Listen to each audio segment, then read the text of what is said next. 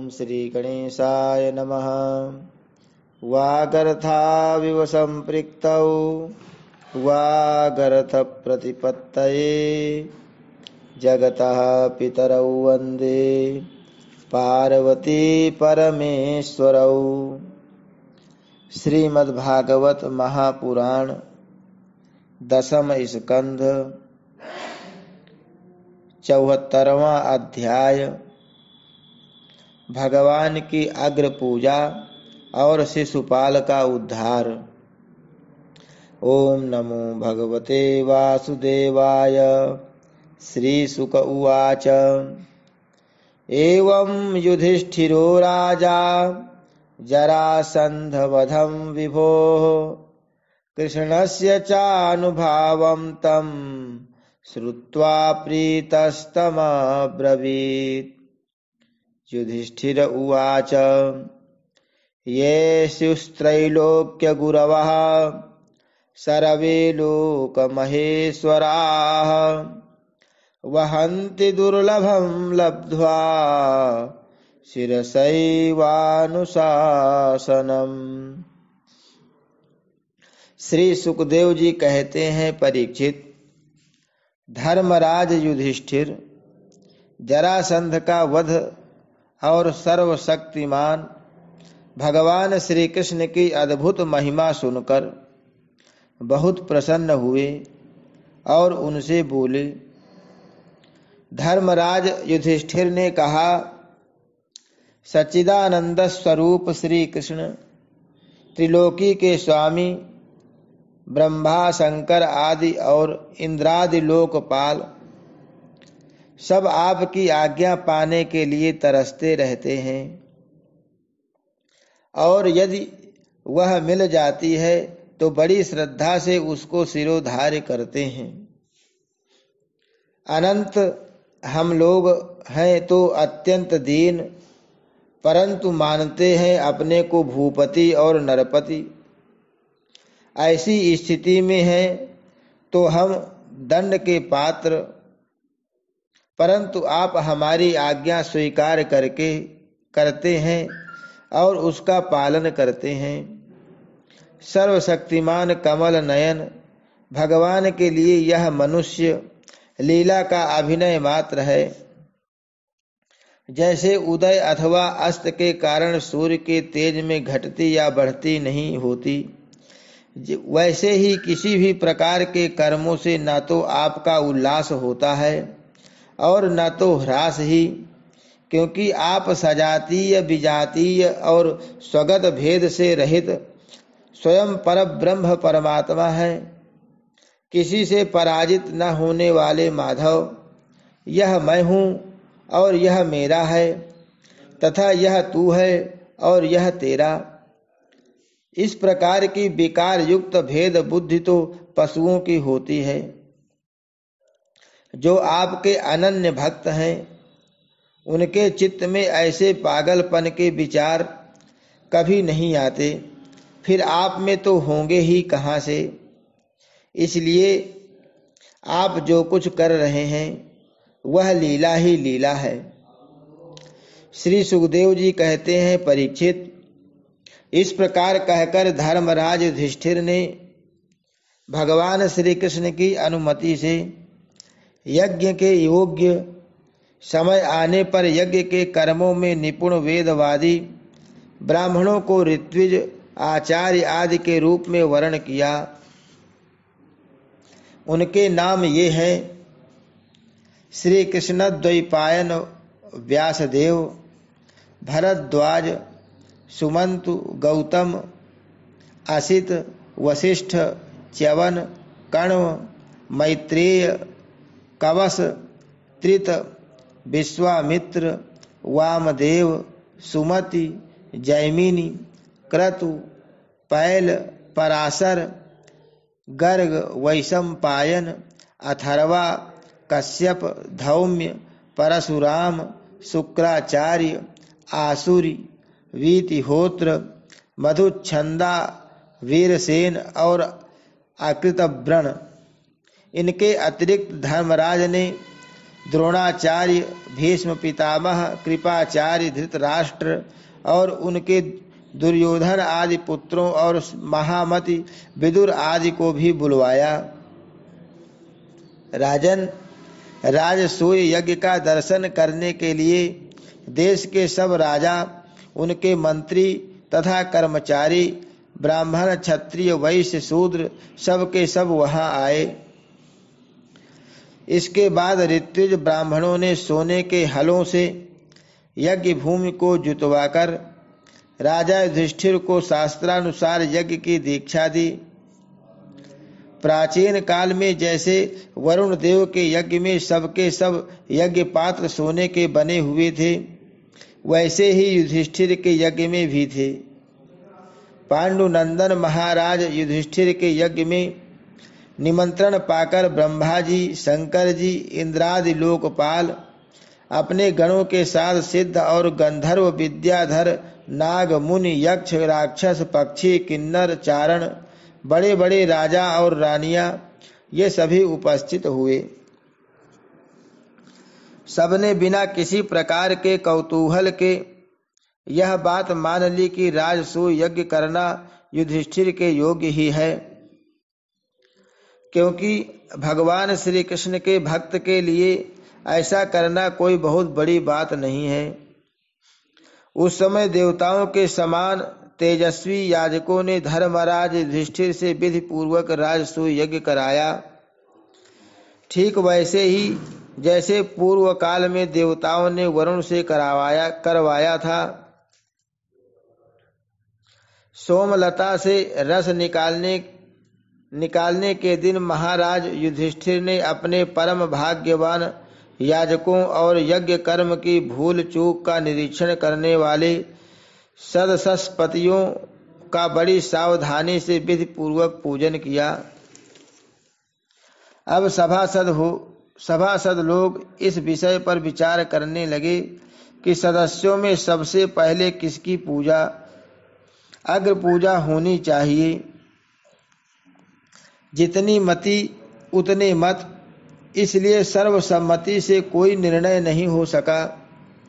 ऐसी स्थिति में सहदेव ने कहा, यदुवंश शिरोमणि भक्तवत्सल भगवान श्री कृष्ण ही सदस्यों में सर्वश्रेष्ठ और अग्र पूजा के पात्र हैं, क्योंकि यही समस्त देवताओं के रूप में है और देश, काल, धन आदि जितनी भी वस्तुएं हैं उन सबके रूप में भी यही है। यह सारा विश्व श्री कृष्ण का ही रूप है। समस्त यज्ञ भी श्री कृष्ण स्वरूप ही हैं। भगवान श्री कृष्ण ही अग्नि, आहुति और मंत्रों के रूप में हैं। ज्ञान मार्ग और कर्म मार्ग ये दोनों ही श्री कृष्ण की प्राप्ति के ही हेतु हैं। सभासदों, मैं कहाँ तक वर्णन करूं। भगवान श्री कृष्ण वह एक रस अद्वितीय ब्रह्म है, जिसमें सजातीय, विजातीय और स्वगत भेद नाम मात्र का भी नहीं है।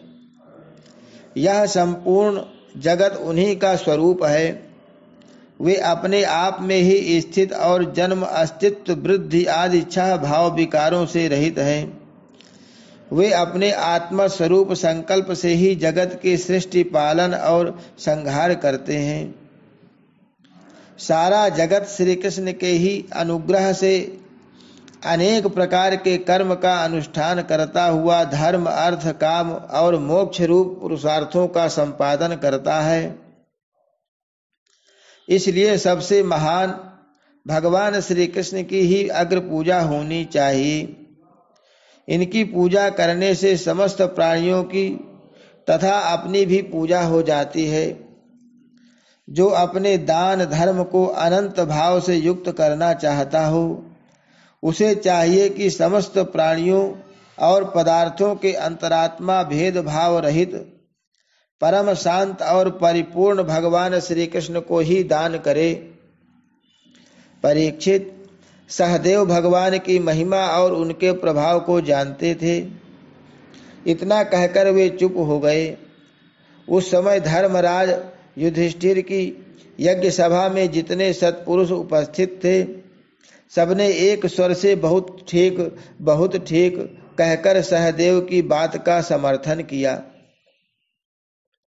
धर्मराज युधिष्ठिर ने ब्राह्मणों की यह आज्ञा सुनकर तथा सभासदों का अभिप्राय जानकर बड़े आनंद से प्रेमोद्रेक से विह्वल होकर भगवान श्री कृष्ण की पूजा की।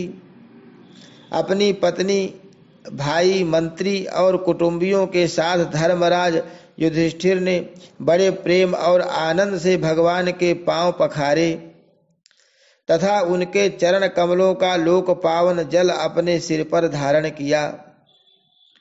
उन्होंने भगवान को पीले पीले रेशमी वस्त्र और बहुमूल्य आभूषण समर्पित किए। उस समय उनके नेत्र प्रेम और आनंद के आंसुओं से इस प्रकार भर गए कि वे भगवान को भली भांति देख भी नहीं सकते थे।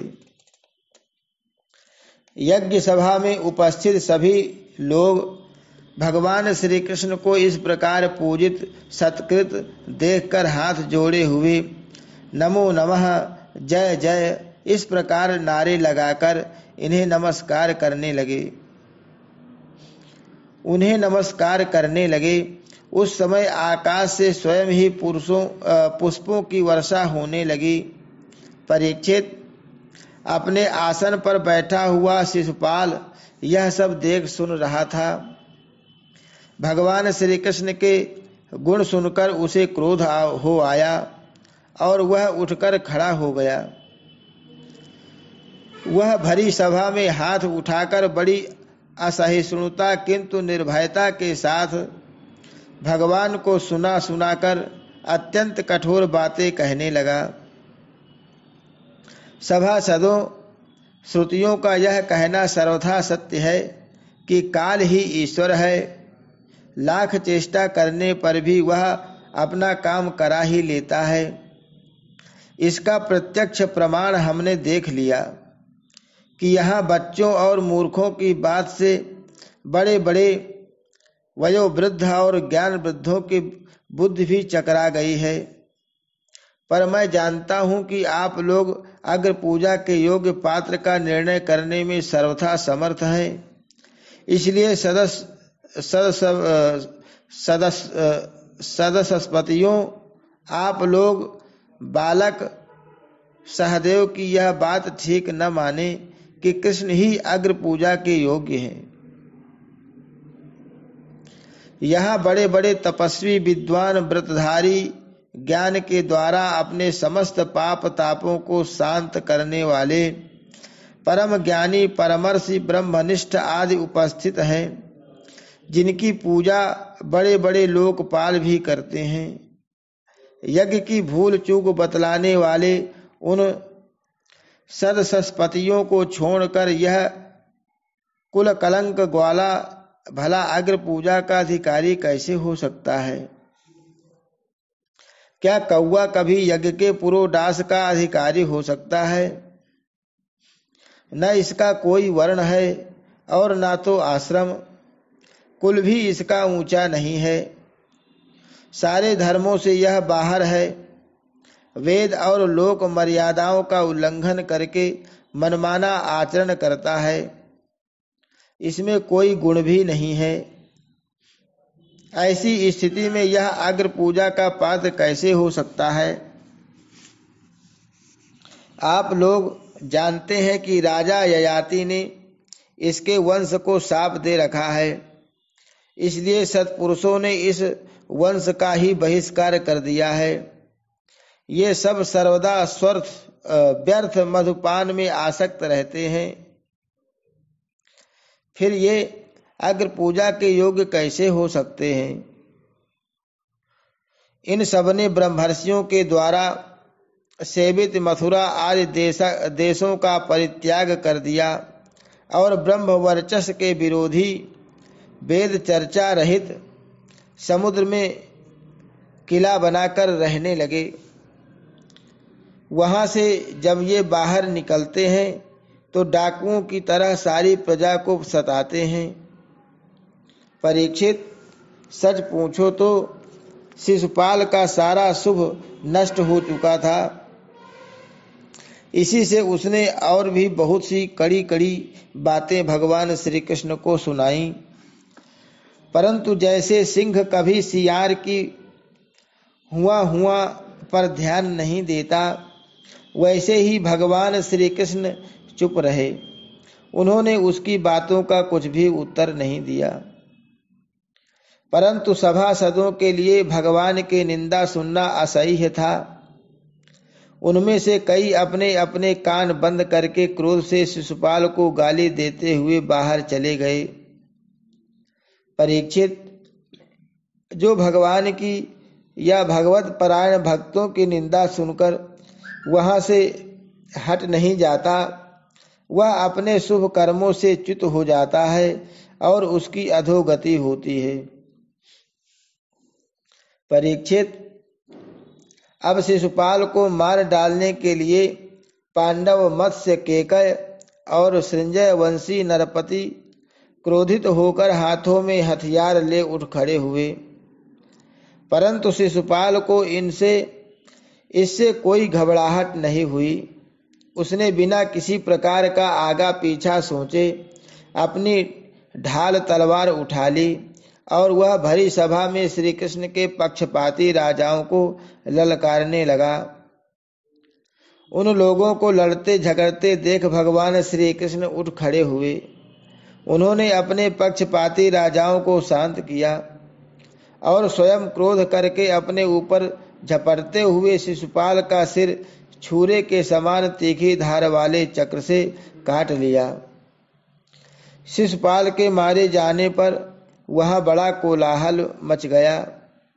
उसके अनुयायी नरपति अपने अपने प्राण बचाने के लिए वहां से भाग खड़े हुए। जैसे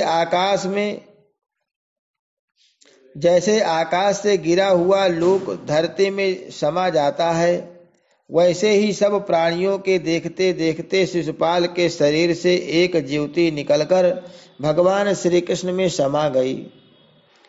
परीक्षित, शिशुपाल के अंतःकरण में लगातार 3 जन्म से वैर भाव की अभिवृद्धि हो रही थी और इस प्रकार वैर भाव से ही सही ध्यान करते करते वह तन्मय हो गया, पार्षद हो गया। सच है, मृत्यु के बाद होने वाली गति में भाव ही कारण है।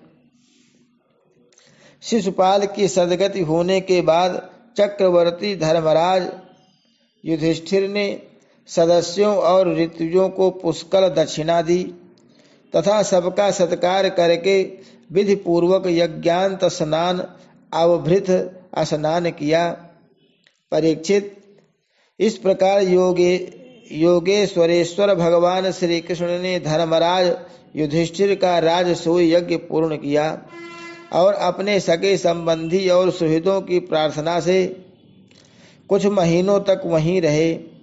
इसके बाद राजा युधिष्ठिर की इच्छा न होने पर भी सर्वशक्तिमान भगवान श्री कृष्ण ने उनसे अनुमति ले ली और अपनी रानियों तथा मंत्रियों के साथ इंद्रप्रस्थ से द्वारकापुरी की यात्रा की। परीक्षित, मैं यह उपाख्यान तुम्हें बहुत विस्तार से 7वें स्कंध में सुना चुका हूँ कि वैकुंठवासी जय और विजय को सनकादि ऋषियों के शाप से बार बार जन्म लेना पड़ा था। महाराज युधिष्ठिर राजसूय का यज्ञांत स्नान करके ब्राह्मण और क्षत्रियों की सभा में देवराज इंद्र के समान शोभायमान होने लगे। राजा युधिष्ठिर ने देवता, मनुष्य और आकाशचारियों का यथा योग्य सत्कार किया तथा वे भगवान श्री कृष्ण एवं राजसूय यज्ञ की प्रशंसा करते हुए बड़े आनंद से अपने अपने लोक को चले गए। परीक्षित, सब तो सुखी हुए, परंतु दुर्योधन से पांडवों की यह उज्ज्वल राज्य लक्ष्मी का उत्कर्ष सहन नहीं हुआ, क्योंकि वह स्वभाव से ही पापी, कलह प्रेमी और कुरुकुल का नाश करने के लिए एक महान रोग था। परीक्षित, जो पुरुष भगवान श्री कृष्ण की इस लीला का शिशुपाल वध, जरासंध वध, बंदी राजाओं की मुक्ति और यज्ञानुष्ठान का कीर्तन करेगा, वह समस्त पापों से छूट जाएगा। हरि शरणम। श्री कृष्णार्पणमस्तु।